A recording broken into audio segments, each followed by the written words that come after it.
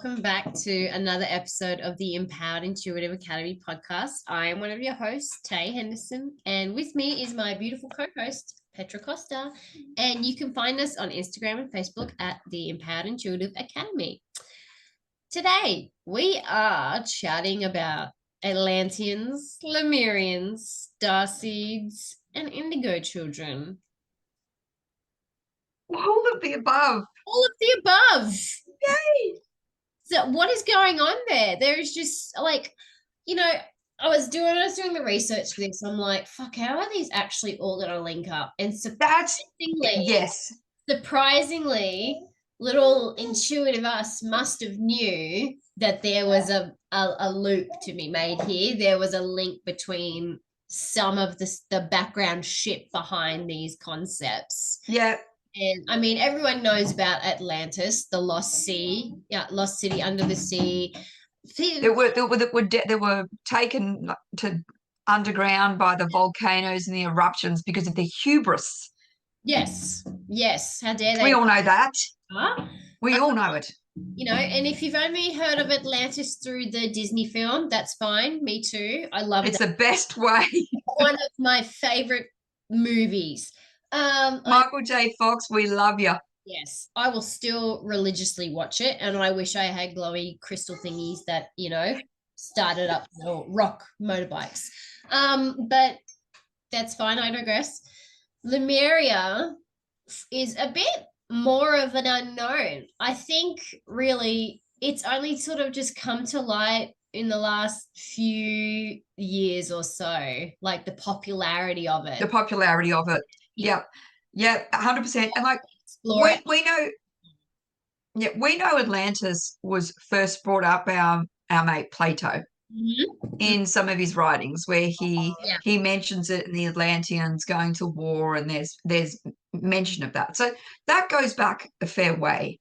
But Lemuria, not so far. Lemuria, not so far. Lemuria is kind of like that hidden civilization under the earth that everyone goes on about, but no one can quite grasp or touch or bring evidence of existing. So, I mean, you looked into it a little bit. I didn't look into it as much, but you looked into it a little bit. So let's start at Atlantis and start at Atlantis.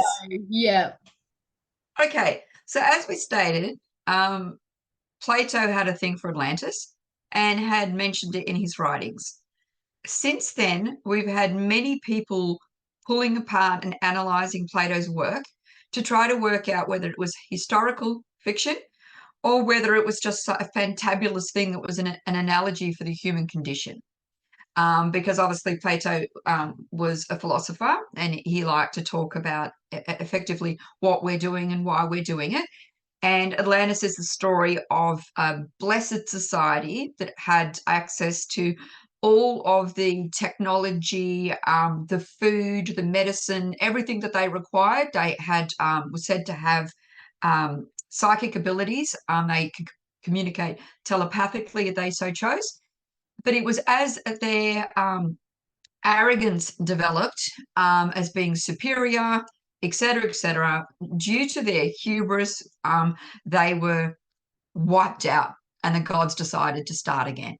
Isn't that funny how, and Atlantis nowadays is sort of almost portrayed as this utopia of knowledge and this sect of wisdom. It's almost like a pre-existing Alexandria, because, when Alexander the Great conquered Egypt and took over as pharaoh, he made this metropolis, which was multicultural. It was a hub of trade. He had the Alexandrian library, which was just full of knowledge from all these, different places and areas and times. And, and then that was destroyed through war and things. And Atlantis has been described in a similar fashion. Like, it has these great temples of worship, and they were a cultural people who had vast knowledges, and their technological advancements were superior compared to their surrounding antiquity counterparts.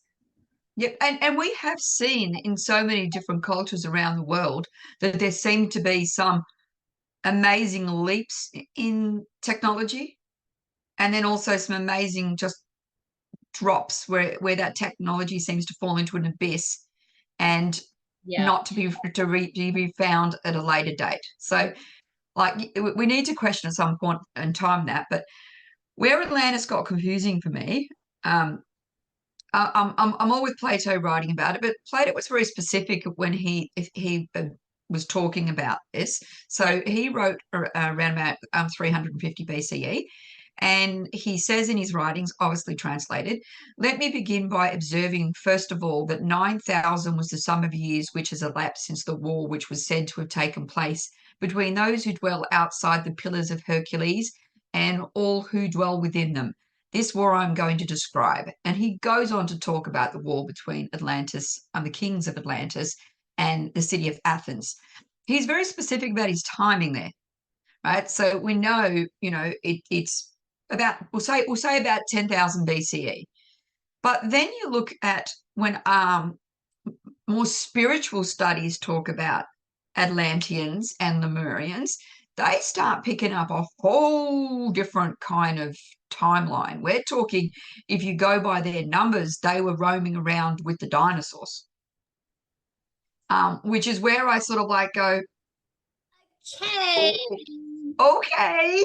They were roaming around with the dinosaurs. That would definitely explain why their civilization got wiped out. Because I mean, T-Rex jaws versus brum brum bikes with rock crystal starters. I'm pretty sure the T-Rex jaws is gonna win.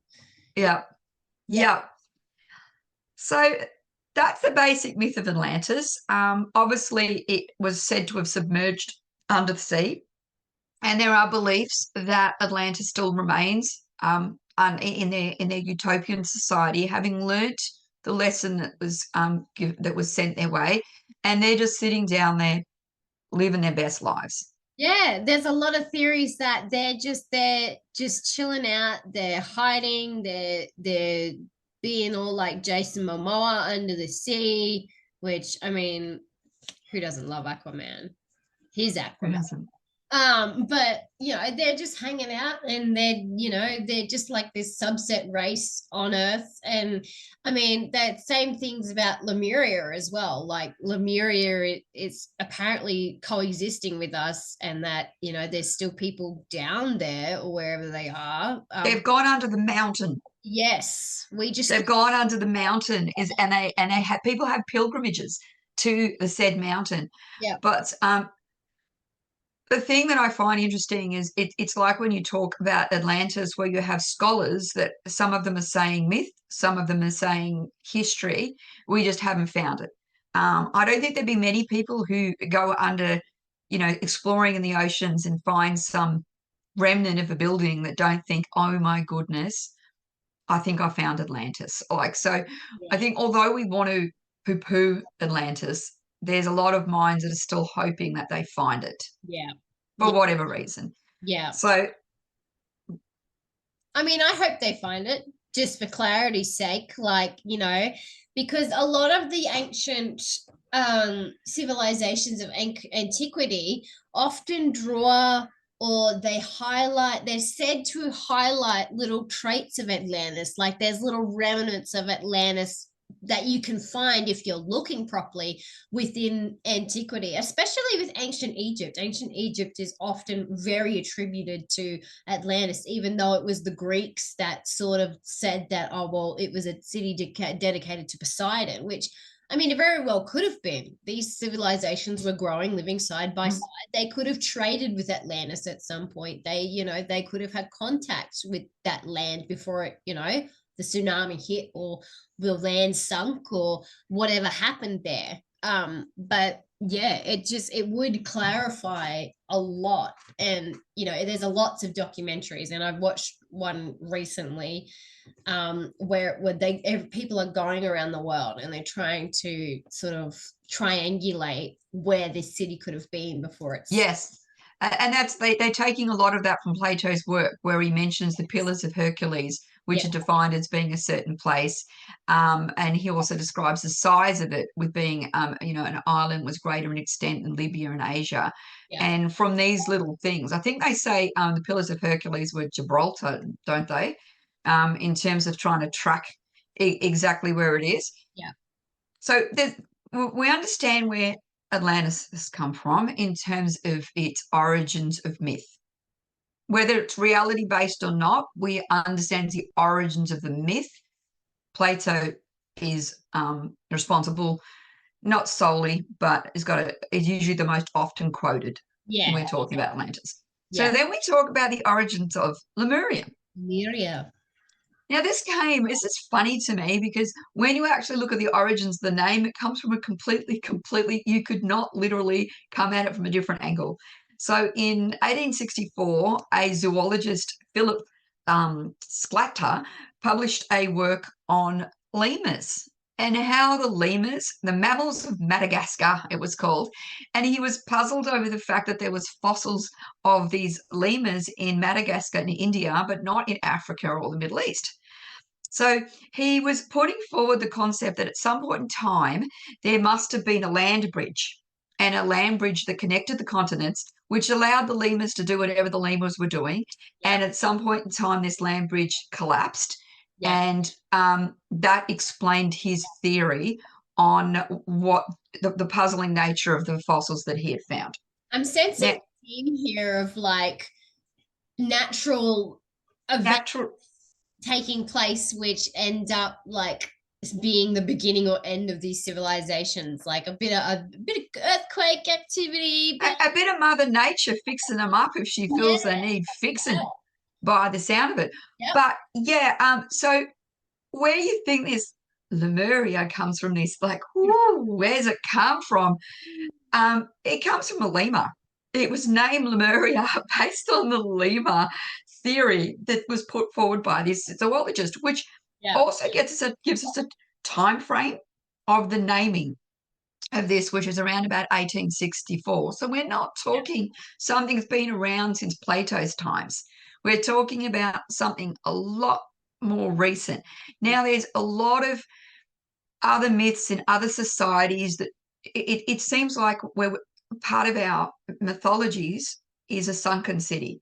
Like even King Arthur legend has, that it subsides and goes under the lake and then, reforms. We seem to like this concept of something sinking under the water and to maybe at some point in time in the future to rise. Yes. We seem to love it. To that like parallel reality, like living alongside something and then not realizing it's actually there, like until it decides to show itself. Yep. Yeah. When we start getting into the more non-geological or geographical origins of word Lemuria, we start looking in whether that was a people that lived on this place, that apparently they existed there for millions of years.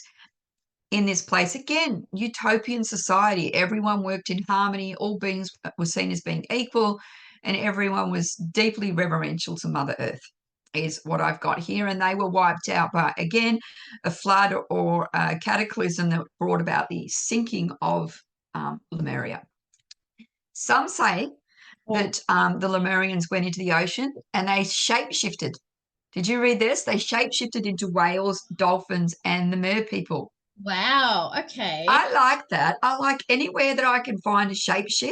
Yeah. Or a origin story for beautiful creatures like whales and dolphins. I'm on board.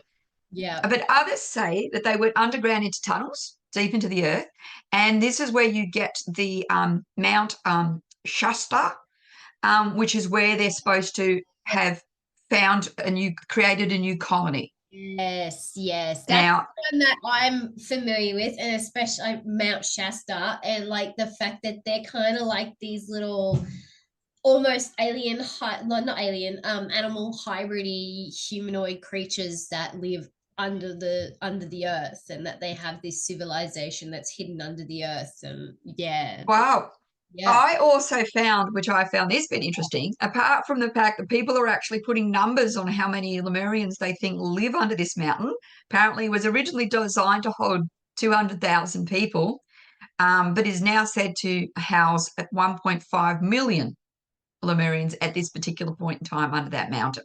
Wow. No I wonder. would have thought I Uh, would have thought it would be pretty hard to hide 1.5 million Lemurians, but apparently not. Apparently, you can just put a mountain on top of it, and they're near on invisible. it's like that. It's kind of like the anthill, you know. Yeah, You've got the one tiny hole where everyone goes in and out, and then it's just like the vast complex of tunnels. But you would think if there was like so many of these tunnelings and things like that, that it would have an effect on the upper structures. you would have thought there was some way What we to be able to see that.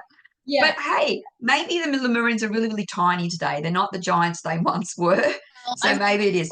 Who knows? evolution speaking, that is very possible because, you know, we used to have giant freaking bugs in the carnivorous period. Carnivorous. The earth had like O2 through the roof. Like, I think it was like 3 times the volume of O2, level of O2 that we have now. And the bugs used to be like the size of my bedroom, like bigger Yeah, than your dragonflies. And now they're like this.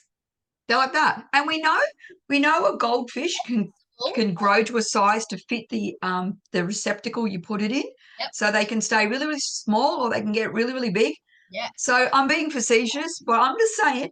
But But did you read that there apparently people put forward that there was a dissension between the two races, the Atlanteans and the Lemurians, in terms of the development and evolution of their cultures? And the Lemurians believe that they other less evolved cultures should just be left alone and continue to have their own evolutionary path and do it at their own pace and not be helped along to too much to find their wisdom the way they wanted to. Whereas the Atlanteans believe that these less evolved cultures should be controlled by the more evolved civilizations, which would lead me to believe, do you remember the word hubris, Atlantis? Do you remember it? yeah, Perhaps you should go back and have a look at the dictionary definition of that yeah, because they didn't seem to learn their lesson. Either that or this was a discussion they had before they sunk yeah, under the earth. yeah. I'm not sure. Maybe the Lemurians got wind and they were like, "Did you hear what those fuckers said?" Yeah, how are they going to do? Hey, Mother Nature, get on that. And she's like, gone, you know what? Chill on the mountain and be like, "Fucking I'm with you. Yep. Because I don't like this either. I don't like it either. yeah." Okay. So that goes to a certain degree into the historical origins of the mythologies around Atlantis and Lemuria. But where it takes a horrible left-hand turn is where we start talking about how these things have joined forces to become a modern day belief system,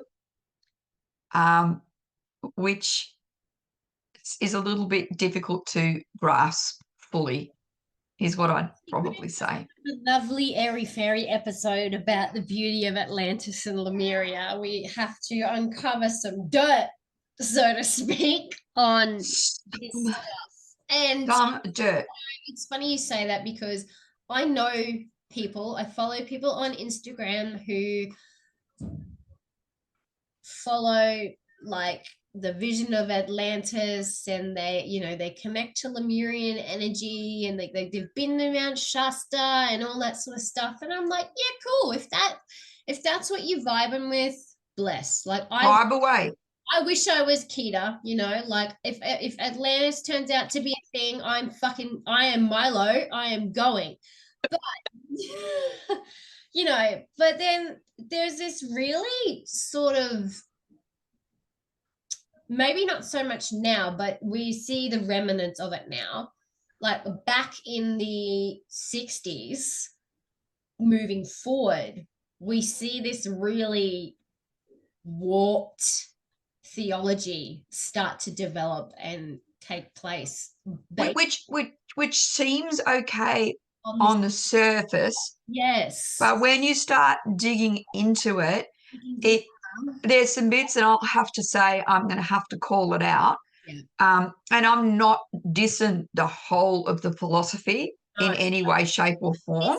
this little tidbit in the Yeah. Now, what we're talking about is a thing called theosophy. yes, Great word, yes, which is emerging of theology and philosophy. And the theos comes from the Greek for God, yep, and Sophia comes from the Greek for wisdom. yeah. So theosophy is God's wisdom, divine wisdom, or the wisdom of God. Okay, beautiful. Beautiful use of wording. Love it. Theosophy promotes a ementational cosmology, which promotes the belief that the universe is an outward reflection from the absolute. Now, this is not a new concept.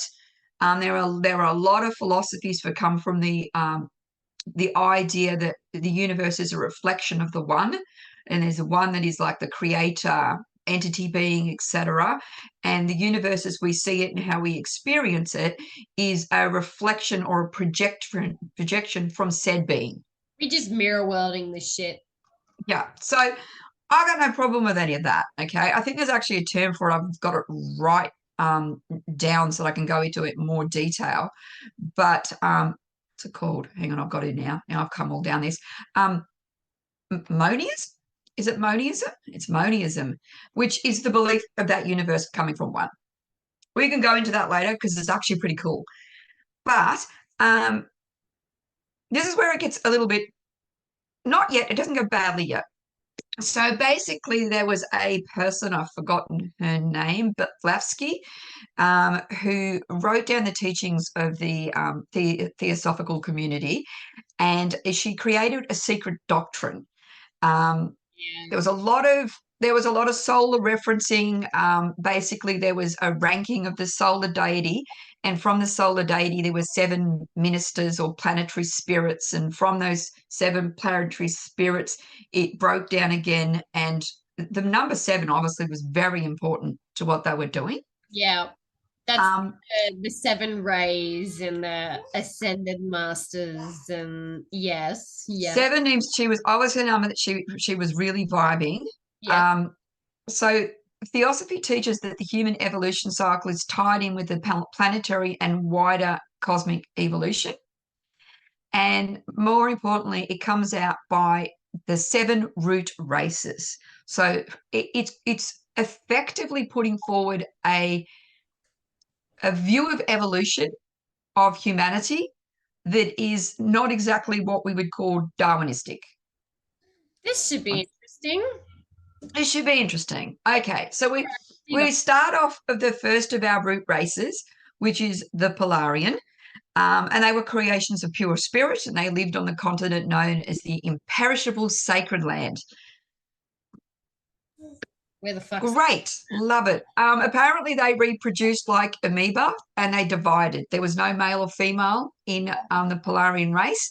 They just did a Sheldon and just went whoop, and that's great. So, all right, on there, second root race known as the Hyperboreans. Hyperboreans was also formed of pure spirit, and they lived on a land near the North Pole and a nice mild climate. Further studies, it hurts to even say that. Further studies have come out that they were a golden yellow in color, and they reproduced themselves by budding. So it was like seeds popped off of them, and that's how they reproduced. Like spores. Yeah. I can see where this is going. Yep. Okay, so the third root race lived on the continent of Lemuria, which the survivors of the Lemurians are supposed to be in Australia and Rapa Nui. So Hey. this is interesting. Now, the first 3 subraces of the Lemurians originally produced their young by laying eggs. But when we came to the 4th subrace, beginning 16.5 million years ago, I'm going to say that again, 16.5 million years ago, they began to reproduce more like modern humans. Okay, let's just put aside the fact of human evolution and where this is just it's move. I need to do a fact check running back. Let's just move that aside, and that's where we're saying that based on these philosophies, that the Atlanteans and the Lemurians would have to have existed around dinosaurs, because these numbers that they're putting forth. Anyway, let's put disbelief. We're putting it aside. The fourth root race, were high beings that descended to the planet with the beginnings of physical human forms, and they had sexes as male and female, and they lived on the continent of Atlantis. So Lemurians came before the Atlanteans. They had physical hominids. Like, they must be. They don't technically state it here, but we'll go with that. But apparently they were giants, and they were responsible for the building of such ancient monuments of Stonehenge and any of the things that were built that we can't really explain how they were built, and that have a great size. That was the Atlanteans' work, because they were giants. They had psychic abilities, obviously, and advanced technology. I thought that was and the Anunnaki, but carry on. Okay, so apparently the Atlanteans, and this is all in the Theosophic doctrines. I'm sure all people that connect with Atlanteans and Lemurians don't see it exactly this way, but the Atlanteans had a bit of a good old sexy time with some of the animals on the earth, which is where we got the creations of gorillas and chimpanzees and any other form that is in the human. Am I getting Zeus flashbacks? Are we not?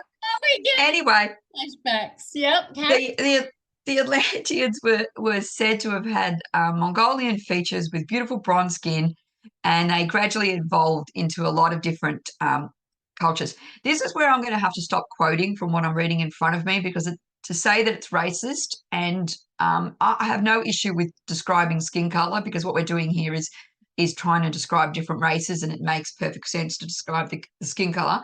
But the terminology used in these texts isn't something that I would ascribe to, nor do I in any way want to continue on with it. So trust me, it's not very nice, but there was different cultures that the Atlanteans moved into.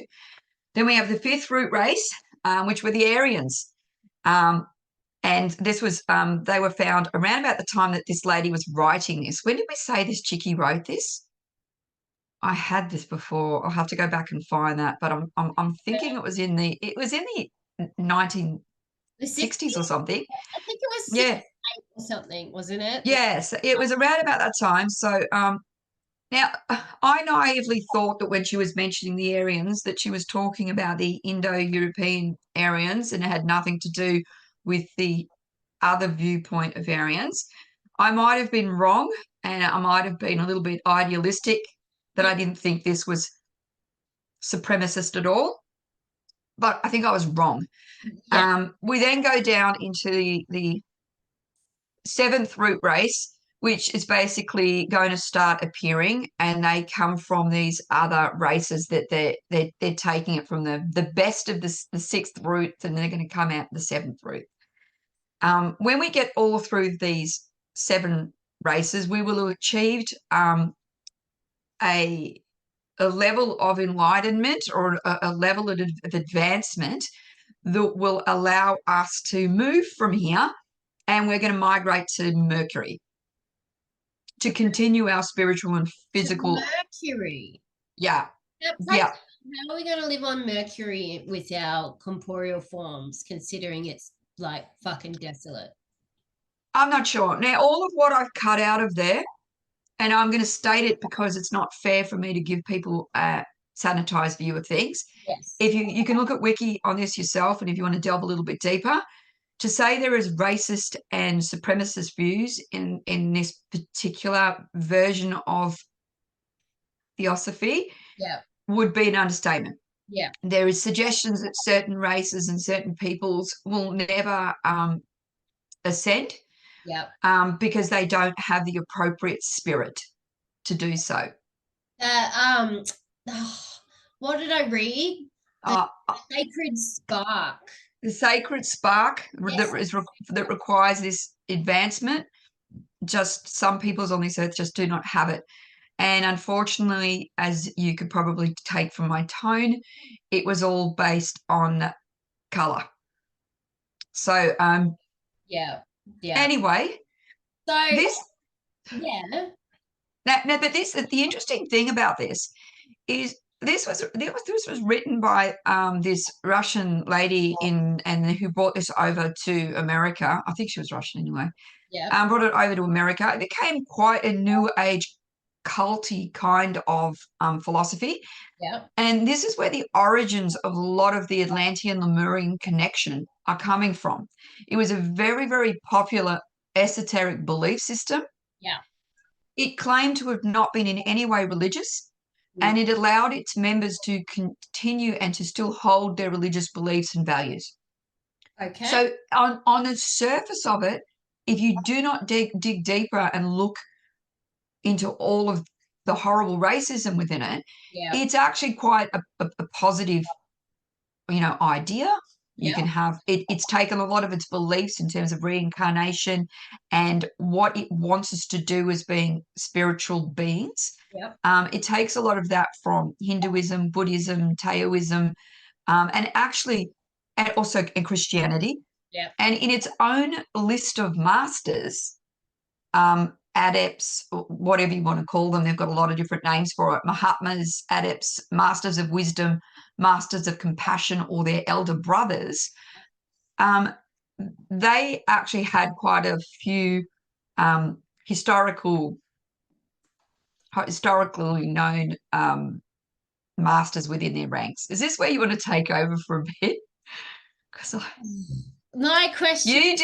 you did some research. I'll give you some of the ones that I found that they had. Abraham, Moses, Yep. Solomon, and Yep. Jesus Yes. were all part of their masters of wisdom, Yes.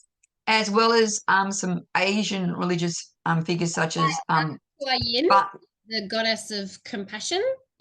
She was a Buddhist Taoist deity that they've got as one of the ascended masters.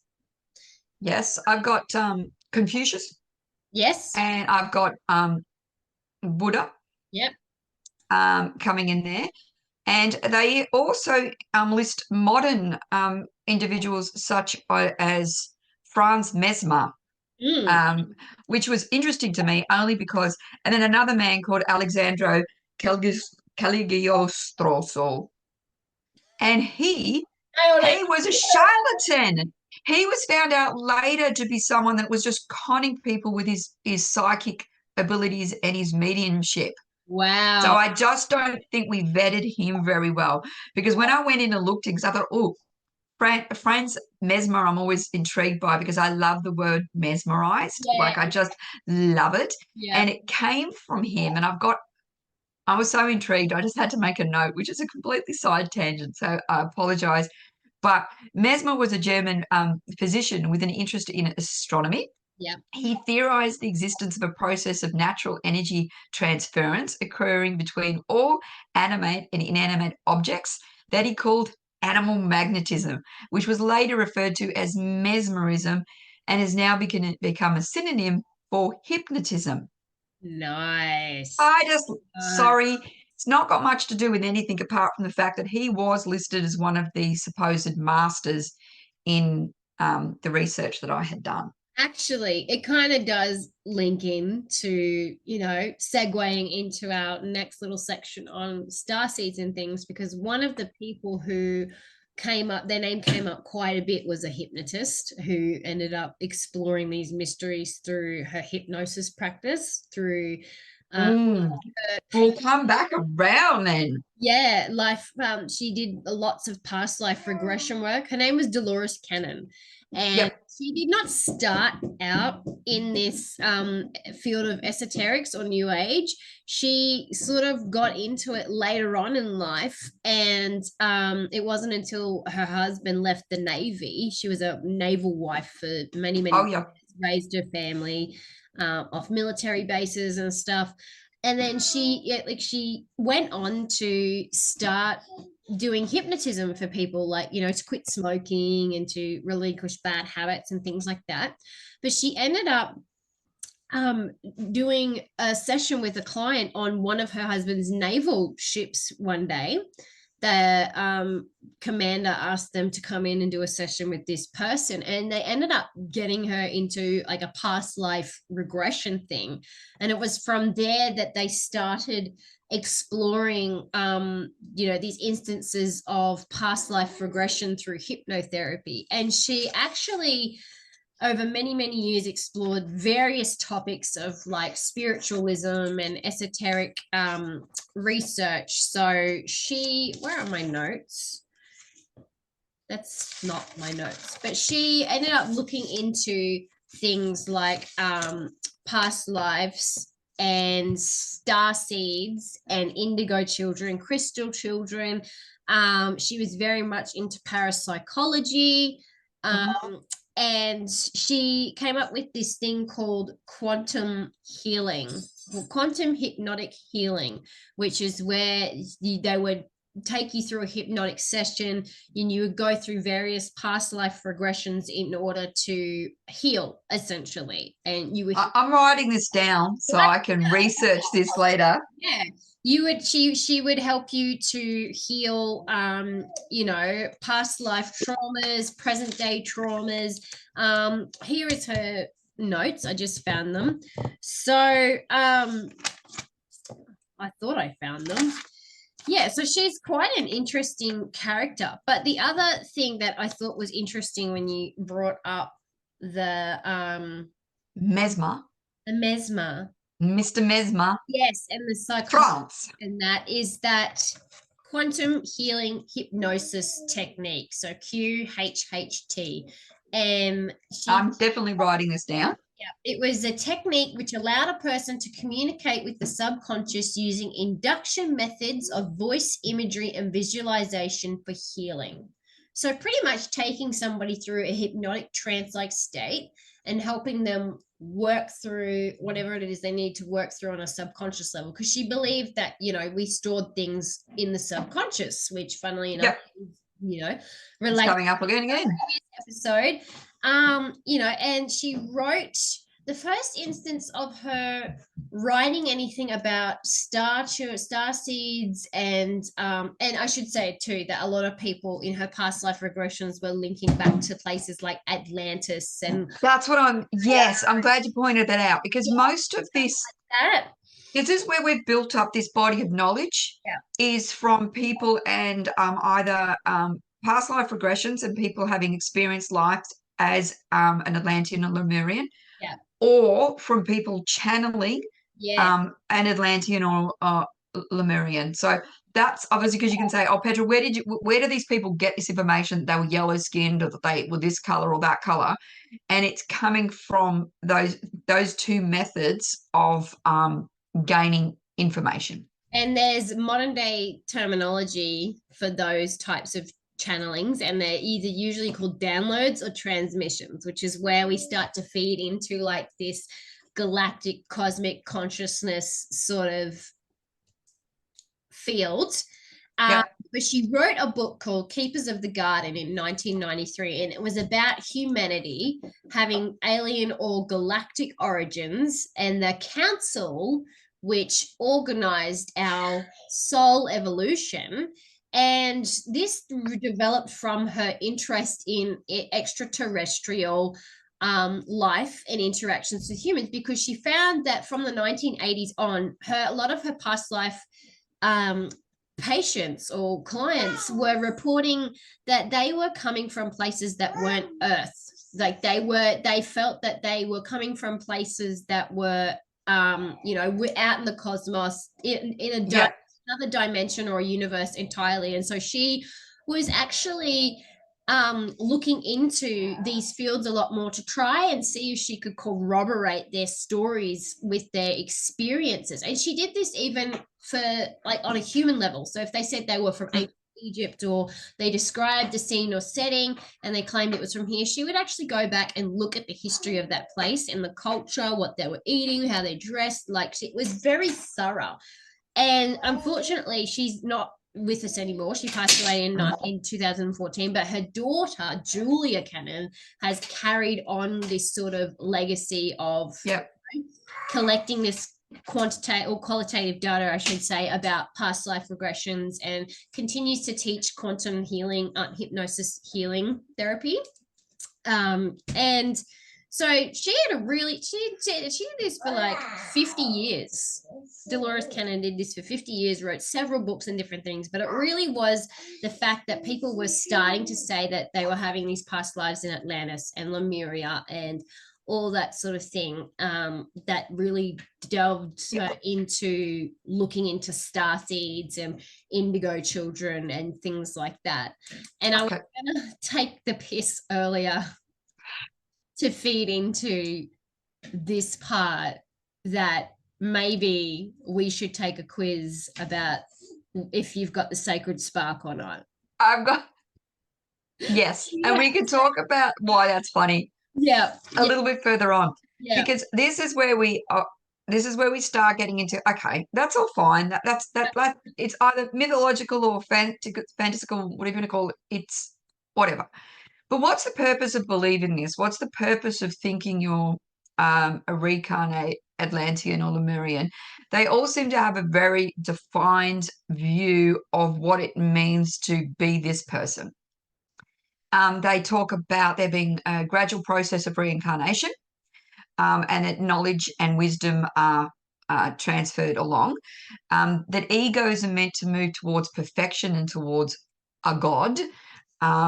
And one is the principles is that living a balanced life, balanced growth, oneness of the aspects of life, so the physical, the material, and the spiritual, and the mental. That's not three though, is it? Spiritual, material or physical and mental. I was going to say that maths is wrong. Assist in the building of growing and developing and like moving forward.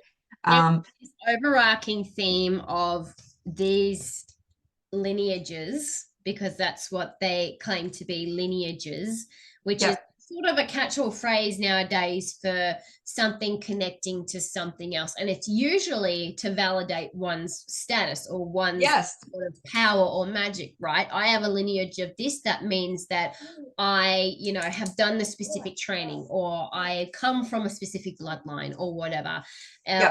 Past life lineage. It's to dispel disbelief and to give authority. Yes, exactly. I would say. And to validate, which is, when we get into this starseed, indigo children, crystal children type thing, you'll understand why. We'll have a bit to say about that. Keep this in the back of your little notebook brain for later on, because this is where it's all going to click. So, did you read about the 12 primary virtues that they're talking about you need to foster? I'm going to quickly go. It's precision, efficiency, forbearance. Yes, you do. Patience. And we'll link it. Yeah. So 12 primary virtues: precision, efficiency, forbearance, patience, discrimination, kindliness, tolerance, devotion, sincerity, courage, charity, and humility. Now, when it says discrimination there, it means discriminate and to be discriminating in what you do, not to go discriminate. Well, are you sure? Because no, I'm not 100% sure, but I would like to believe that they call it a virtue. They're talking about being discriminating in your choices rather than in the way you want. I probably would have used a better D word like discerning, but you probably could have. Know what they're doing. They're high up in the echelons of esoteric wisdom. Who am I, a lowly little non-evolving sacred sparkless person, to question that? So okay, so now we get into star seeds, indigo children, crystal children, and all the other different little seedly budded little children that have come into this world. And this is where we get this amalgamation of everything. People seem to be wanting to put this overarching view of things, and they go, oh yeah, look, I love Taoism, but it just doesn't. Oh, I love Hinduism. Oh, but and then they go, but I love this, and start to sort of, they just put it in a mix master and they press a button and whatever comes out, we're going with it. Yeah. Yeah. It's like a throw to get a crock pot, just full of the It is. in the And I've got to start off just to set the tone. yeah. In the beginning, there was a word, sound, a thought, a vibration, if you will, that seeded life amongst the stars and planes of existence. Okay, yeah. Now that life sprouts its own seeds that spreads the very same word, or rather a vibration, that helps other worlds evolve and transcend, known star seeds. All right. I'm going to circle back around to that because I have my own theories about star seeds and evolutions and all of that jazz. But let's start off with what a star seed actually. Do it. Souls which originate from the stars and belong to a star race or species of extraterrestrial. Usually possessing archaic spiritual and scientific knowledge that spans over centuries. So we have a lot of past life connections to these star seeds, a lot of alternate dimension connections to these star seeds. And the main ones that you'll hear about are from our constellations, our galactic constellations, Pleiadians. Yep, I've got them. Pleiades, Sirians. I've got them. And they all have their own different characteristics, I might add, which is interesting. And I'll tell you why that's interesting. Humanity effectively is a star seed on the planet Earth. You know, if we ascend to a certain place, logically speaking, we can star seed somewhere else. And I think it would be very, very hard to attribute 1, 2, 3, 4 words to the ethos of humanity. Yes. So yet these star seeds have a very clearly defined differences. So we've got a few main types. We've got the Pleiadians, which come from Pleiades, also known as the Seven Sisters. We've got the Sirians, which come from Sirius A and B. Arcturians, which come from Arcturus, which is like a little constellation near a red dwarf planet or something. Andromedans, which come from the nebula Andromeda. Lyrans or Lyrians, which come from the constellation of Lyra, which I love that. I love the name Lyra from his Dark Materials. Orion seeds. And then you've got other cosmic lineages that don't necessarily line up to a constellation, but they link back to these rays, these 7 rays of light beings. So, I mean, in that sense, I would probably call them light beings and not star seeds, but same. But a lot of the commonality between what we talked about and the star seeds is this higher consciousness or this light energy, light work orientation, and the higher purpose. The reason that star seeds and indigo children and crystal children, which are star children, have come to Earth is because they are here to facilitate change and facilitate the evolution of our species.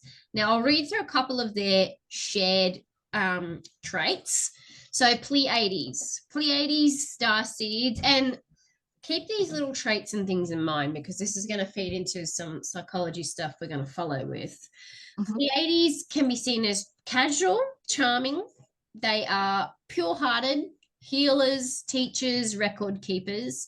They are solution-orientated, so they're more positive in their disposition. They generally have a feminine energetic, even though they can be born either gender or whatever gender. They are quick learners. They are joyful, but they're also very empathic. And this is something that comes a lot, that star seeds as a indicator are very empathic, very sensitive to the energies and the emotions of people around them. They are tied to animals and they love nature. They're intuitive, and but there are little pitfalls. So they are prone to escapism. They avoid confrontation, and their empathic nature often leads them to become very overwhelmed. They lack emotional boundaries. Syrians, so they're more described as old souls. They're kind of natural born guides. They have a protective disposition. They can shift between play and responsibility. So they kind of make like great parental figures in that sense. They appreciate quality over quantity and are very detail orientated people. They're knowledge seekers and they're technically adept. They are natural born energy conduits. So they are very open channels to receiving wisdom and whatnot. They learn and they pick up things quite quickly. They have an overall masculine energy about them. They are bigger picture type people, so which leads them to sort of forsake the little things at times for the quality of overall. They fear vulnerability. Sometimes they can have a savior complex and they emotionally repress themselves. They are also explorers or adventurers. So to me, that kind of sounds a little bit Aquarian. Well, I've got here that that their lands are uninhabited now, Yeah. but they are inhabited, but they're inhabited by ascended masters from Earth. Yep. And they're most likely to be water based, and they're like water elementals and mer people. But nice to know Jesus is amongst the group, and apparently he's now residing See, in the Lyra constellation. yeah, I didn't think the star seeds were translating to other creatures, but honestly, that would make sense. It makes sense. Very wise. Look, can I just, before we go too much into it, is it only me that feels that if we weren't talking about anything other than star seeds, this would sound pretty much like a horror movie, that I'm having a baby, and rather than the soul of a child going into my baby, I'm getting an alien creature deciding that it's gonna grow inside me. No one else thinks that. I'm the only person out here. Oh, goodness gracious. Oh gosh, it kind of reminds me of. Don't you think? I just think this is reminds me of like changeling type thing. You know, thinking you get something and then you get something, or like friggin' Rosemary's Baby or something. I know we're all like really, really wrapped up in the concept that we are something fan freaking tastic. Yeah. But I'm not comfortable. I hope there's some kind of soul contract that goes on where when these people are taking on the body that was meant for another soul, that there was some kind of agreement. Because I don't like this. I don't like this idea. It's very sci-fi. Sorry. I'm sorry to go off on a tangent there, but I've got to say it makes me uncomfortable, the thought. And the fact that in none of these writings does anyone talk to me about how this was decided, like how it was decided. So this is where it links back to like the rays of incarnation and stuff like that. Like there is actually, according to the philosophy, there's an actually conscious contract from the star seed to that it will choose to incarnate in a physical form on this planet. And a lot of them, particularly blue-ray star seeds, which are star seeds that don't often decide to incarnate in a human form or a physical form. Yeah. They volunteer themselves as like front runners to test the fields to see if like this next evolution of consciousness can take place. Okay. Which kind of feeds into the whole we're a petri dish for aliens type theory. Okay. Keep going. I'll hold my reservations till the end. Arcturians. So they're the planet that orbits the red star giant, which I'm not quite sure which one, Arcturus. They're loving, natural born leaders, builders, teachers. They can be intense They like power and presence. They're tech adepts. They prefer logic, but funnily enough, they are good at sound healing, or they're attracted to sound. They are good in areas of communication, logic, creativity.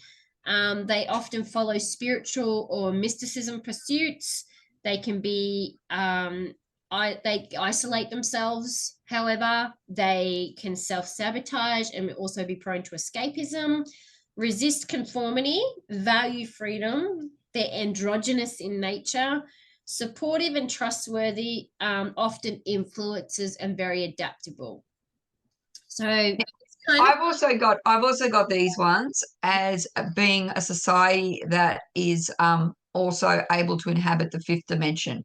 Yeah. And based on its inhabitants of the fifth dimension, may represent as an angelic form. And 5D comes up a lot. 5D's coming up a lot. All righty. So what else have we got? Andromeda, very much along the same vein, natural healers, nurturing, creative, feminine in nature, self-knowing, childlike, so they pride their innocence, joy, blissful, emotional, but they have strong boundaries. They are very hands-on with their healing, activists, truth tellers, connected to nature and the elements, but they lack commitment. They constantly change what they're doing. They can suffer from low self-esteem or feel trapped or stagnant, and but they're often well liked by others. So, okay. I mean, and right here, and I'm having a problem with, and I'll tell you why I'm having a problem. Yeah. And this is, if we were trying to describe the Earth as a collective, we would not be able to describe the Earth as a collective in these kind of words. Yeah. Yeah. We would not be able to. This sounds more like a star sign and a zodiac symbol or a numerology reference. It sounds like a categorization system. Like a race or a nation. And exactly. And this is where I have a problem, because if I'm to believe these people come from another solar system or another whatever, to be able to define their personality traits and their modus operandi and how they would like to work, I get it that they might be technologically more advanced, therefore they're more thinkers, they're more this, they're more that. I get that. But I'm trying, now I know we're not as advanced, but I'm trying to apply this kind of wording and categorization to Earth. Yeah. And it would be impossible to do. So I'm just putting forward that's a little bit of where you instantly, I have to start backing away. I've got to say. But anyway, continue on. Well, let's go. There's reasons. So Lyrians, come from the destroyed nebula Lyria. They're explorers, they're nomads, and that's probably because their nebula is dead and gone. Strong, charming, expressive leaders, trendsetters, pioneers, ancient and respectful old souls, androgynous, connected to truth, courage, and self-expression. They're supposed to be master manifestors. They love shape-shifting, adapt and evolve, depicted often as lion beings, which is kind of funny. They might be related to Lemurians. Increased intelligence. They have a bounce-back nature, self-sustainable. They love experiencing luxury, which kind of sounds like Leo when you think about it. Culture. They love culture. They love experiencing other people's cultures. They feel they belong everywhere. They succeed. Perhaps they do, because they keep bloody star seeding anywhere they freaking want to. Yeah. So everywhere is their goddamn home, because they're bloody just booped up everywhere. I'm just going to say. They succeed through hardship, and which often gives them a savior complex. Carrying the world on their shoulders is a big thing for them. Poor loves. I think the last one you're going to laugh at, because it kind of feels our previous episode. So these are the Orions. Now, it's not all love and light in this realm of star seeds. The Orions get quite a bad rap for being the darker side of the cosmos when it comes to starseeds. So they have a dark energy and a negative polarization because they're intentionally sent here to transmute karma and to confront the bad or the negative happening on the planet. They're intelligent, truth seekers, logic, reason, activists, alchemists, practical and calculated, often overthinkers or perfectionists, competitive, spiritually evolved. They seek power over others. Seen as successful, strong personalities, but can be cold and intimidating, yet mean well.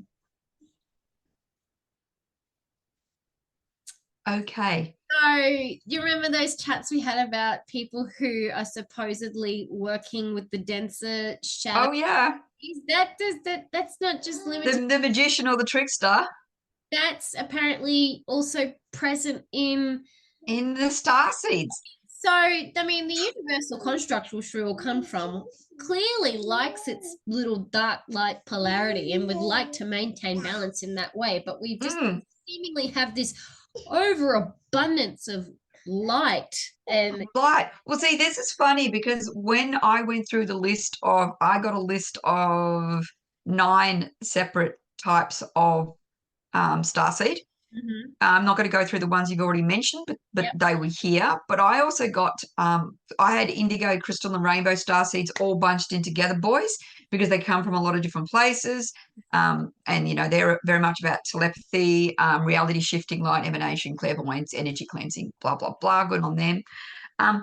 They are also, indigos infuse and wield the powers of the Archangel Michael and can be relentless and stubborn in their tolerance of unfairness. And good on them. Yep. And the crystals are more joyous and they're kinder than the indigos since they're infused with the clarity and joy of Archangel Gabriel. Good on you. So, and they're linked to these higher light beings. Higher light beings. Then we actually have light workers themselves, which are a special form of starseed. I'm not sure if everyone who's ever called themselves a light worker realized they might be bunching themselves in together with being starseeds. But again, this is where we've got this merging of terminology, and it's like put them in the same box. It's like we've got a buzzword and we know people are going to react to it because they've heard that word somewhere else. So let's just pop it in here. Yep. Let's pop it in. Let's pop in Ascended Masters because there's so much stuff going on about Ascended Masters. Let's go into Transcendence. Let's go into Light Workers. Let's drop these names in. What you didn't mention, which I thought, and they're bunched in together again, is the reptilian starseeds. God. Someone else was thinking the way I was and saw it as an alien baby. Yeah. Because reptilians are also known as saurians or draconians. Yes. Shape shifters that seek control of the planets and their resources for selfish benefits. Now, I just like the stereotype. Can we not make a bad guy that doesn't look like a freaking lizard? Lizards don't go around hurting no one. Yeah. They just live their life. They don't hurt anyone. But when we want to bring up a bad old badass starseed, it's got to look like a bloody dragon or a lizard. You know what I find funny about that?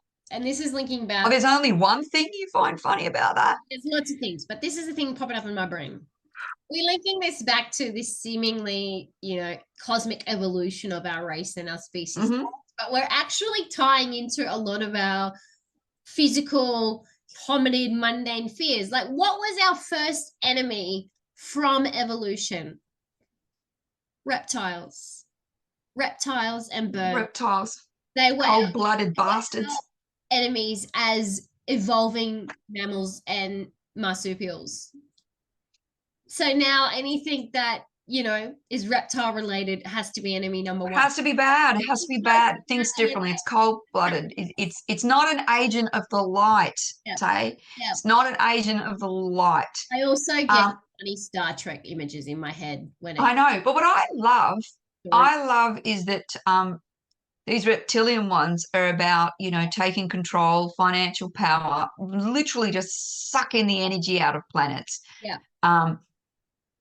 God, we must be a reptilian starseed as Earth children, surely, because no one's done that better than we have. Or at least the higher up bloody corporations and all of the Anyway, obviously, I think I love this because the reptilian starseeds goes in with that whole pop culture urban myth of the reptilians that inhabit us when we get in the photos of our political figures that have reptilian eyes.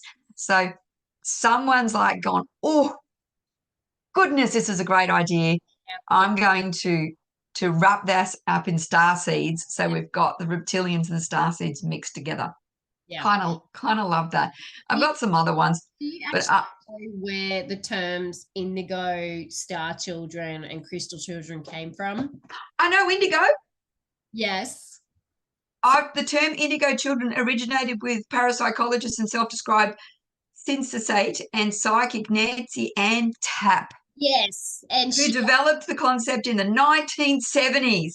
And she came up with that term because she was noticing children were being born with indigo auras. Now, if anyone knows anything about auras, supposedly we have like one color aura that maintains itself, but it can change according to mood and all sorts of jazz. But we're all usually born with like one consistent color. But the indigo color, as we know from chakras and color theory and stuff, is associated with higher mind, third eye, and all of the higher consciousness, spiritual. Yes. I'm sorry, I was just waiting for you to take note of the color I've chosen to wear today. Indigo bandana scrunchy thing. I'm not as evolved. I'm wearing black. I must be an Orion. So yeah, but a lot of the traits that we have read out for star seeds and for indigo children and crystal children are, I couldn't help but notice, were very, very similar to neurodivergent children and people who are. You picked that up. ADHD spectrum. And you know what? It's funny because I remember researching this shit as a young person, as a high schooler, and being like, I ascribe to a lot of these traits. Maybe I'm a starseed.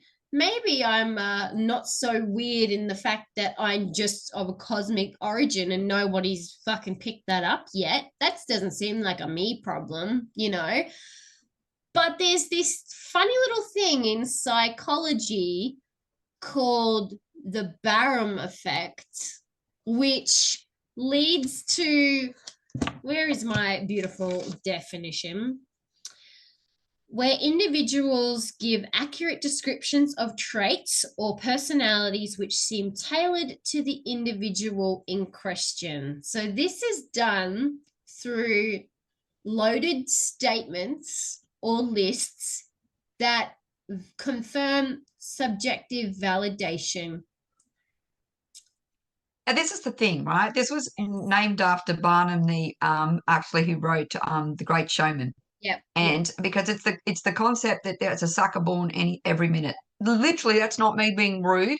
That's where this the naming of this comes from. Yeah. And it's frightening to say the least, because when we're talking about it, the individual effects of the Barnum effect.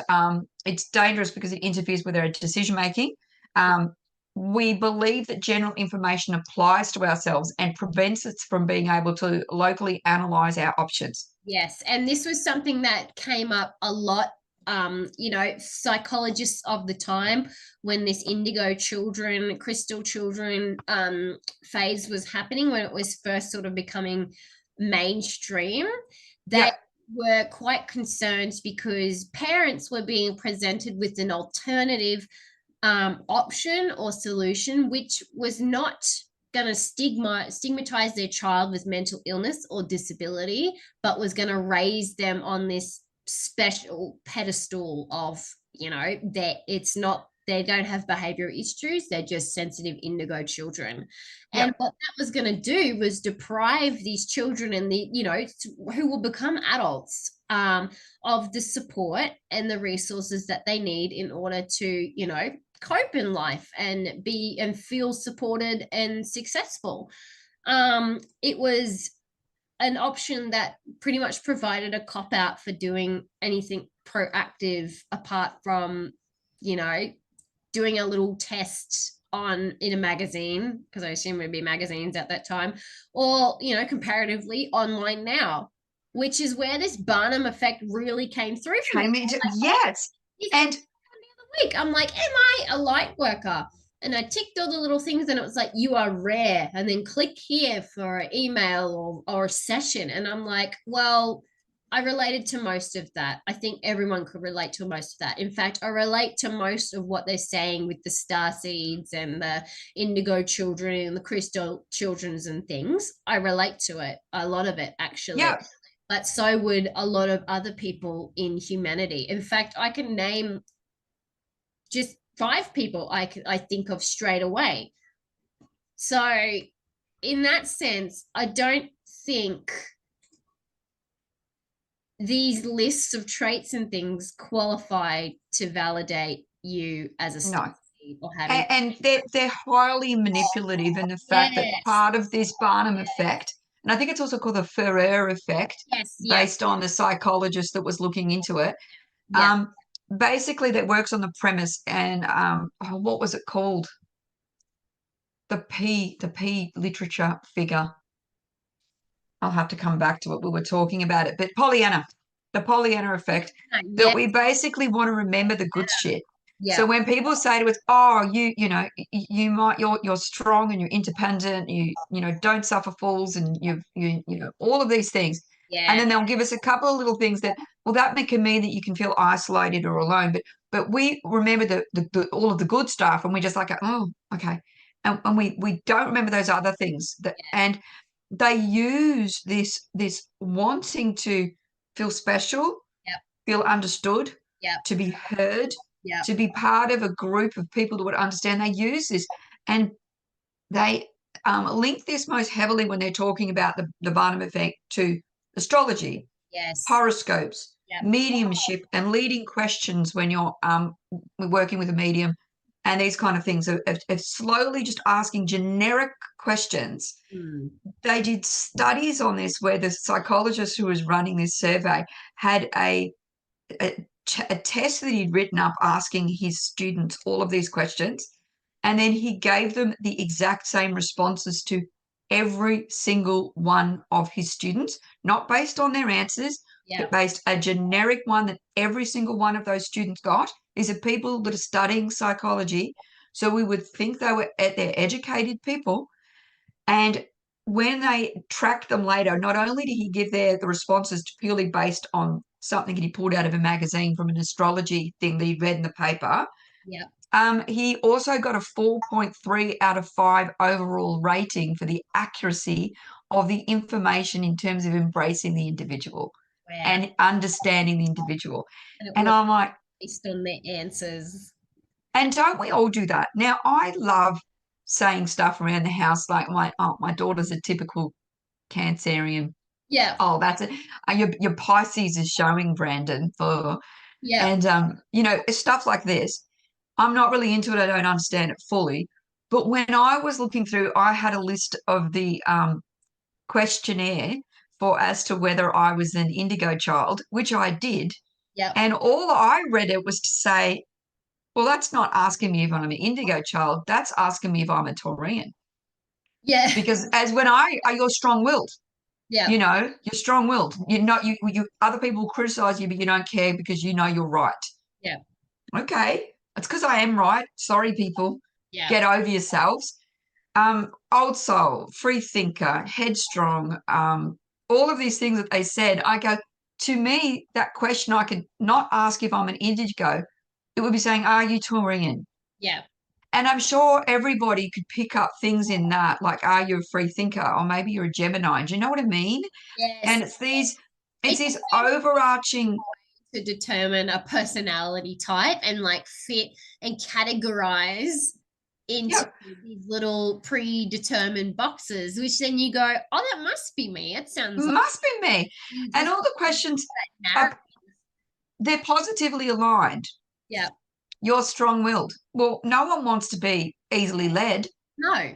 They're not going to say, oh, you're easily led. Oh, yeah, I am. No, of course I'm not going to go with that. I'm going to, yes, you're an old soul. Well, no one wants to be a baby soul. The thing would be you put others before yourself. Now, doesn't that speak to that savior complex that we all carry to some degree? Because, you know, and I think of like the shadow archetype wheel, you know, that follower and the everyman. Like everyone wants to be the everyman. But everyone wants to be the everyman. Following in the process, they don't realize that they're, you know, they're becoming the slave through this savior complex. They don't realize that they're becoming elitist through this. They are. And they're like knowledge and wisdom gaining. It's like you have to be on this specific, and this is where I get the shits. You have to be on this specific path and this specific frequency and aligned with this energy in order to receive this wisdom and this knowledge. And if you don't do it like this, well, then you are not going to be enlightened, or you are not enlightened. Maybe Orion starseed in me, but that's what I see. And I see the elitism, and it actually links back around to this theosophy, this theosophical belief system. I was researching crystal children, which 1990 to 2010, that must be me. I must be an Orion starseed crystal child, right? But I'm like, where does Indigo and crystal child? Indigo trumps that any day, Tay. Oh, I mean, my children are rainbow children because I'm crystal, therefore I've got the lineage, right? So back the fuck up.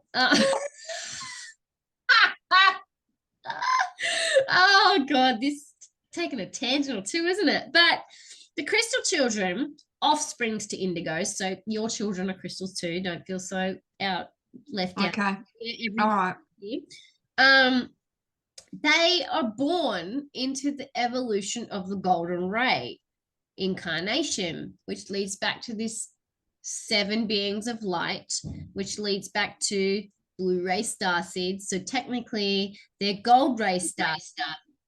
Sorry, I've got a headache. Yeah, I know, right? I can't look. Bear with me. Yep. The loop. This is where we come back. This is the loop. Go. Okay, I'm with it for the loop. I like. All right.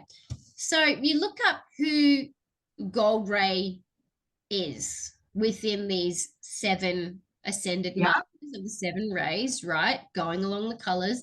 In the gold ray of incarnation, you have Jesus, Christ consciousness, being that these ascended masters are devotional, they're peacekeepers, and they're dedicated to permeating unconditional love and higher mind and higher consciousness everywhere, right? Now, the one master of this 6th ray, the golden ray, is Lady Nada. Now, Lady Nada is actually an epithet for Mary Magdalene, but nowhere in the research will they mention Mary Magdalene because shame.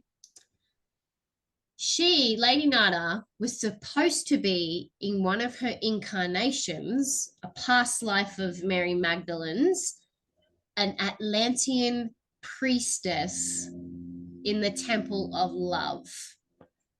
And we come full circle. So I don't know what I'm supposed to do with that though. No, I'm like, so does that really? Lady Nada was a golden star seed from, and it also says she has connections to the Pleiades.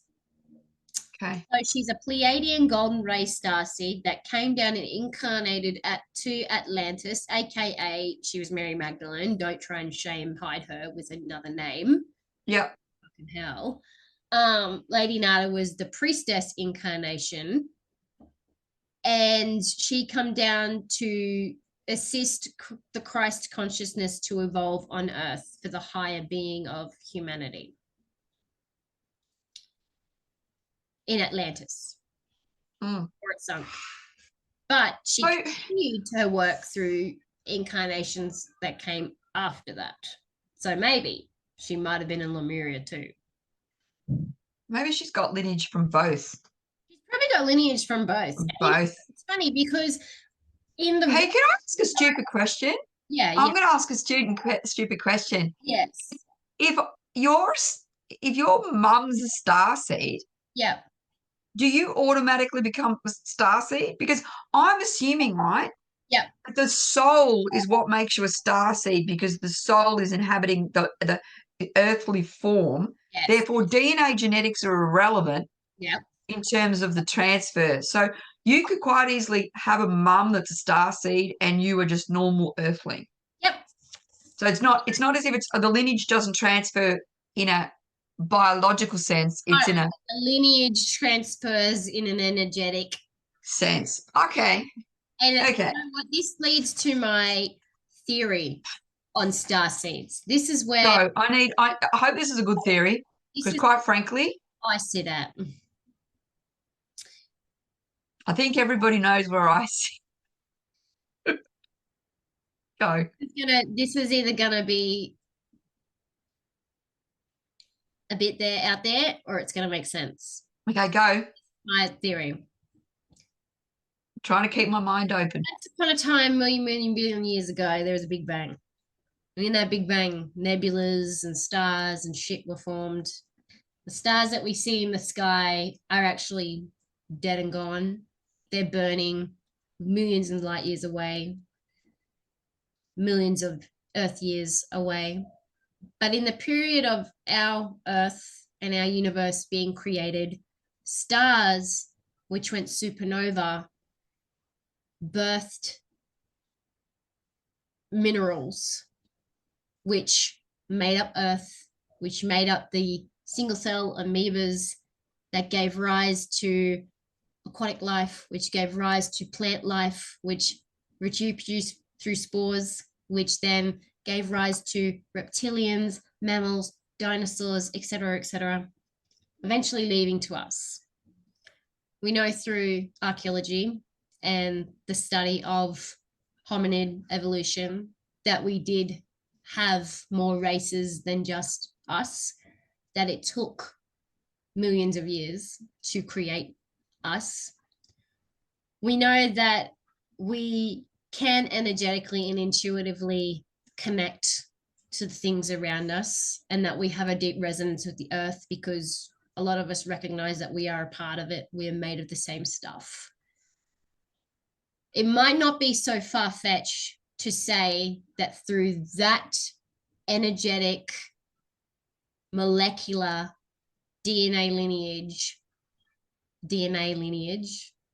we can connect back to the very stars that went supernova to create up the minerals, which then created our physical forms, our bodies. Well, I'm not with you, not disagreeing with you on any of that because it's almost common belief. We are made up of the stars. If we all came of stardust, we know that. Like we know if we came all from the Big Bang, and if you ascribe to the theory, which majority of us do, then we are made of that. But aren't we talking about more than the dust that we're made from? We're talking about more than the dust, which leads to my other alternative theory. Yep. Now, this is not one that I've as heavily considered, but it is one that originated in this sort of research, is that there could be other beings made up of those similar stardust particles and things which have evolved beyond our Earth. A lot of people go, oh, well, aliens don't talk to us because we're too primitive. But what if through our collective consciousness, evolution, awareness raising, outside of the third-party influences that are seemingly coming in to facilitate all of this, because I think we underestimate the power of us as a species to be able to have survived millions of years and build civilizations which have been so very pivotal in our own technological advancements and evolution. We underestimate that. What if they are finally deciding to connect with us on some form of cosmic energetic level, much like we would a deity, much like we would a spirit guide, much like we would an animal spirit or a plant spirit. Yes, it's a bit woo-woo, but to wholly and solely say that we're not evolved enough to even conceive that, like, I think we're downgrading ourselves a bit much. I have no problem with the concept that alternative life forms are communicating with me. Mm. Like literally none at all. And I think anyone who's owned an animal will know that you can read that animal, and if you honestly think you're only getting that information from its body language, you're kidding yourself, right? You're kidding yourself. Yeah. Like, you get so much from an animal that shares its life with you than is possible to take in without completely telepathic, telekinetic connections. And I'm not saying it's, and you know, this is something that comes up with this sort of thing, like that these are people with supernatural abilities. They might be highly sensitive, intuitive beings, but you know, so are the rest of us if we can hone it. There's this elitism that comes into the fact that you have to be born into these lineages. And to that I say, well, we are all born into these lineages. Yeah. Some of us have a bit quicker of a time or are more open to exploring that than others. And, you know, that's their prerogative. I think, this is my view on it. I'm sorry, everybody. Prepare to be offended. I have no issue with the fact that there are alien species out there that might speak to us in certain ways. No problem. Absolutely no problem with it. I have a problem with the fact that they would choose to take form in our bodies solely for the purpose of advancing us as a species. One, I say two problems with that. One, who the fuck gave you the right to decide that you can come along here and decide our evolutionary path? Like, I'm sorry, if it's so good back home, I don't agree with that. I do not agree with the people, any people, whether they be Atlanteans or New Age spiritualists, religious leaders, political campaigners. I don't agree with anyone who wants to force feed a doctrine down my throat. I don't like anything that insists on a certainty where no certainty can be found. And those are the things where I immediately put my hands up in the air and go, no, look, you've got to stop now, because this is getting a little bit silly. Now, I have no problem with the fact that there might be all of these beings out there. None at all. I have a little bit more problem that people think they're a reincarnation of those people, because that would then indicate a level of the validation of lineage for power thing. And that's what we're seeing. I think we're sharing the same sort of ethical, moral beliefs around these concepts that themselves, they're innocent, they're fine. If you feel like you're connected to a specific constellation, or you know, you knock your little cotton socks off, because I feel no issue with any of that.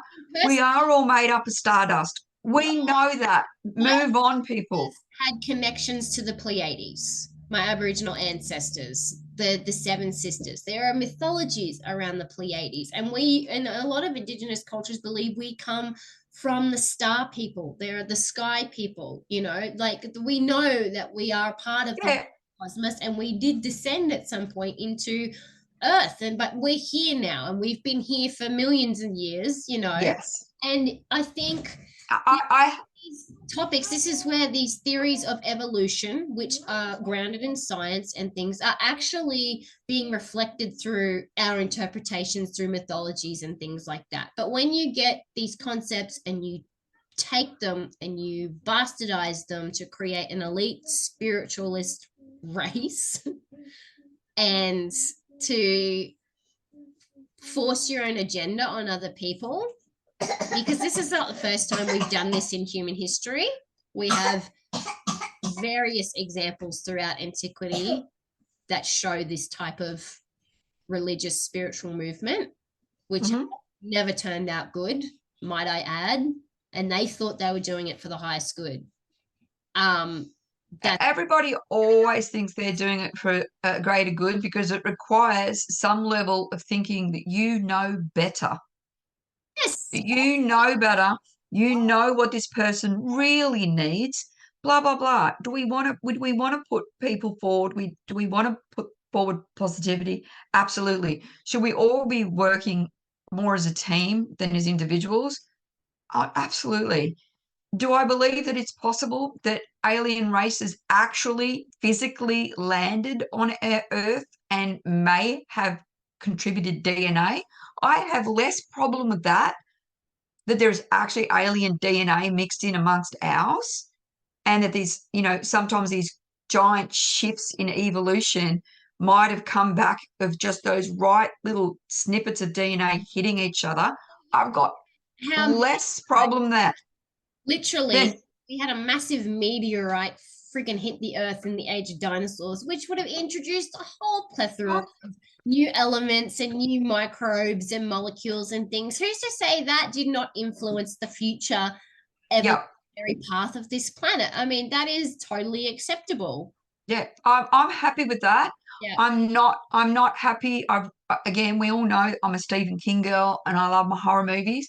I'm not happy with the concept, and I would have thought that as a mum and having birthed two children, I would have been pretty fucking pissed off if their souls got bumped for a starseed soul because of some contract that was going on in the background. Like, sorry, it's not just a contract with the person being born, it's a contract with the person birthing them as well. Do you know what I mean? So this alienates me in a way that is difficult for me to actually put into words, but I think that actually really touches on a whole other. it is. I know I'm going off, I think but at its core, this is what we're talking about. yeah, That's the thing. Whether it's Atlanteans, Lemurians, starseeds, indigo children, you yeah, can call them whatever you want. yeah. But what they are is a soul is getting bumped for another soul, whether it's by a mutual agreement, whatever, it is still coming into existence and on this, our earthly plane, Mm. to try to steer us in the right direction. It's almost like that That doesn't sound very manipulative to me. imposter syndrome, like that imposter mirror world type shit, like Yes, it does. The Chinese mirror world people. It yeah, does. Look, yeah, literally. And it's all funny because the star seeds and that often they say, I don't feel like I belong here. I don't belong here. I belong oh somewhere. look, say I did do the Indigo children test, You don't and belong here. yeah, I hit them all. Like there was not one that I didn't hit. And I was like, oh yeah, but I had to take it and say, am I strong-willed? Well, obviously, Yeah, everybody knows that. yeah, But then I had to redact a whole bunch of things because it was too woo-woo for me. I had to go, but yeah, are you an old soul? Yeah, I reckon. Yeah, yeah, pretty much. yeah. How are you going to ask that question differently? Are you strong-willed? Or alternatively, are you weak as piss? Who is going to say, oh Exactly. yeah, you know what? I am weak as piss. Yeah, Thank you for that. yeah. You're a free thinker. You are a conformist who doesn't have a mind of their own. I'm not going to tick that. What else have we got? You're a passionate truth seeker. No, quite frankly, I look for the lies and the deceit. I prefer it. I like not having a bit of solid ground to stand on. I would really prefer everyone around me just lied their pants off. Like all of these questions are designed in a way that no one would want to ascribe to the other side of it. Yes, and I really think it feeds into this whole ascension mentality of You're better than the other guy. You're better than the other guy. our humanness, our humanity, and our human experience. Like we need to believe we're something better and something else. It's like, well, If, what's if, wrong with accepting me for me? yes, if you want to, if you My if you want to be better, you know, do better. as they are. They don't need to be labeled as No, different things to be seen as special. And this is the true essence of the everyman, is that we recognizing each other for our beauty without having to throw labels or grandeur on top of it. And I think this is Yep. back to that authenticity, like honor the journey for how it took place without having to fandangle bits that you find unsanitary, because I think you might need to have a little bit of shadow work around that if that's what you're doing. Well, just look at it's just this has got confusing to me, and I agree with you 100%. I think it's this need to be something other Yes. than human, like human, just like we're talking about the root chakras, just like we're talking about this. That for some reason, human is a dirty word.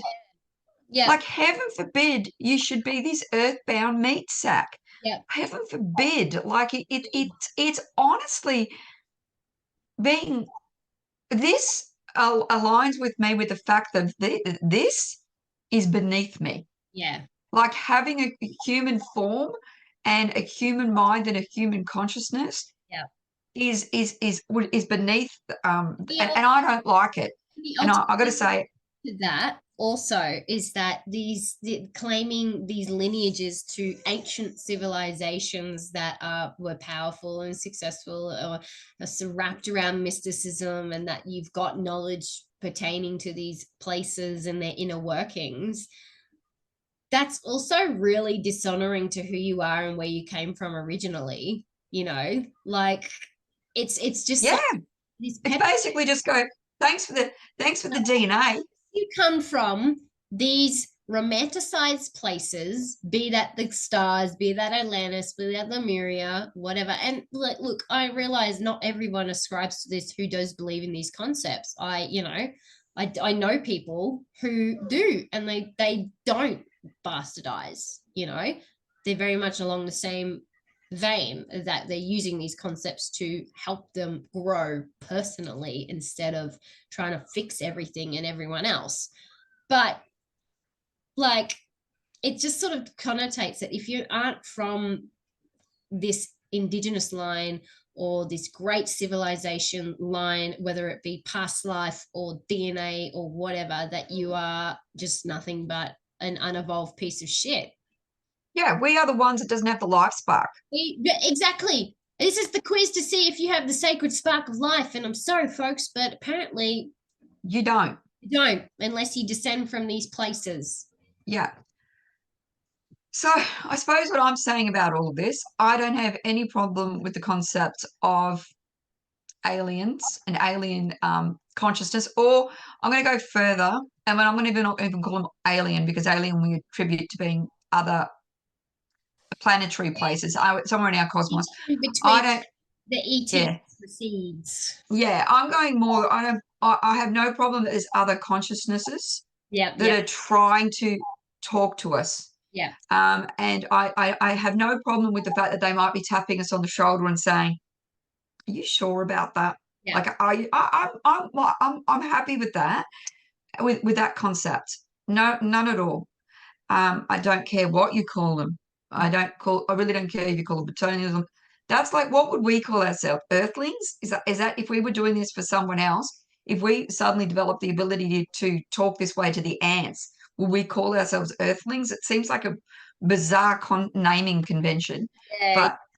But so I'm going to ignore it. I'm just going to say, I believe there's other consciousness that might want to connect to us. Where those consciousness came from, Wait, does that happen in reverse? Like, are Syrians, like, or whoever is still existing on their little planets or whatever, are they having like conversations with us on the low through this like yeah, universal energy? Like, are they saying, oh, one of my spirit guides is an earthling? I mean, that would be fucking cool, but that's not what it'd be cool. you hear. So, yeah, and I think you tipped on a beautiful thing.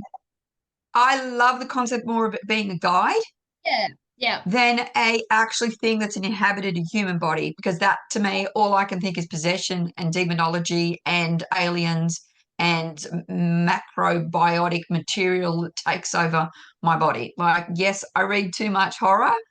I don't like that as a concept. it's like the fifth kind all over again. I don't like it. So, but yeah, everything else, other consciousness coming to have a little bit of a chin wag, I'm up for it. I've got no problem if they've got something good to say. The only thing I would say, if you want to be better, do better. Yeah, So don't be wasting your time waiting for an Atlantean or a Hyperbian to either take over your body or have a word with you, you know, If you want to tap you in know.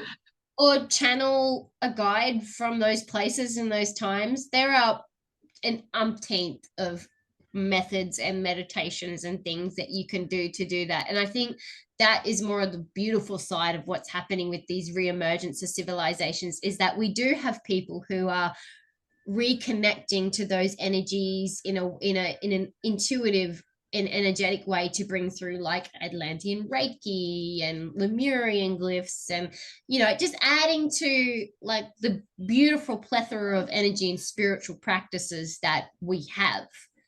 Mm. But they're not bastardizing their origin. No. In fact, a lot of them do a lot of research into these civilizations and origins and the works of Plato and things like that, and even the surrounding antiquities and things. Like I'm all for that. I love diversity in practice. I really do. But when you're getting to the upper echelons of, if you do not do this and do not come from that, you are lesser. I got a problem with that. I got a problem with that. I actually do have a really strong problem with that. I don't like anything that is that in its It's a essence, it elitism. has to use the degradation of one people to lift another. Um, I have a real issue with it. I'm sorry, I do. It's almost Um, like spiritual colonialism, eh? Literally. it's got aspects of it. It really does. So again, what do we always ascribe to? Critical thinking. Critical thinking. We want everyone to be open-minded and taking. And like I said, we're both aligned with a lot of it. We can take on a lot of it. We can't take on all of it. And what we have issue with, or what I specifically have issue with, is something that is putting everything into a blender, Yeah. and mixing it all up and then spitting it out. And that's fine, because that's how we come away with advancements in all of our technologies. Claiming it as But pure. nod to where you've got the information from, nod to it, acknowledge it. In any merging of thought processes, we should nod to its origins. And a lot of these aren't doing that. They're just literally putting it. And so I would say, yeah, critical thinking around this. Do your own meditation. Whatever comes through to you is what you should be banking this on, not what's come through to some of these people on these websites, because I can guarantee they're using the Barnum effect. They're designing their quizzes and their questionnaires and all of their other bits of information. It's like a honeypot. They literally, it's a flower that's giving you what you think it is, and then it's going to grab you.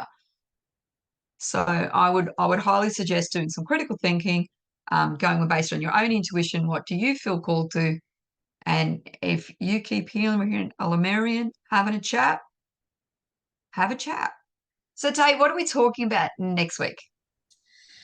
Next week, we're talking about what came first, Jesus or the egg, the origins of Easter. Another topic that's not going to cause any ripples at all. Look, No, but that actually will be interesting. I'm actually looking forward to that, because I actually kind of love all of these little, and this is where I see that they are nods, little beautiful nods to other cultures, other traditions. Yeah. And hopefully what we can do is use this to shed some light on where some of the origins are of things, not just from what's put forward. I love that people do all of this stuff now, like the Easter eggs and the chocolate, and they have no idea where it comes from and what the actual symbolic significance of it is. Like they just know they get chocolate and they get a holiday for 4 days and that's it. Yeah. So that's going to be really, to be honest, I think that one's going to be a fun one to go through. So I'm looking forward to that. So I think we've done as much as we can do about. Done as much as we can for now. There might need to be a follow-up on some of the extra dimensions of that, but that sounds like a season 3 problem. Seems like a season 3 That's a season 3's problem. We've done our bit for today. I think it's time we talk about a cat. I think so. So remember, folks, curiosity, may have killed a few cats because they weren't of the right lineage and they just did not have a chance of evolving further. So they were wiped out with the meteorite. Wiped out. They didn't have the life spark. Yep, those prehistoric meow. Um, jokes, it's got 9 lives, so it came back as a saber tooth. Fuck you guys. But there's no growth in ignorant bliss. If anyone gets any enlightenment from that episode, look, good on you. Look, good on you. Or being like, these guys just hating on everything. Look, that's fine. Orion star seeds aren't for everyone. So as we were. Oh, I think it's time to say goodbye. Bye. See ya.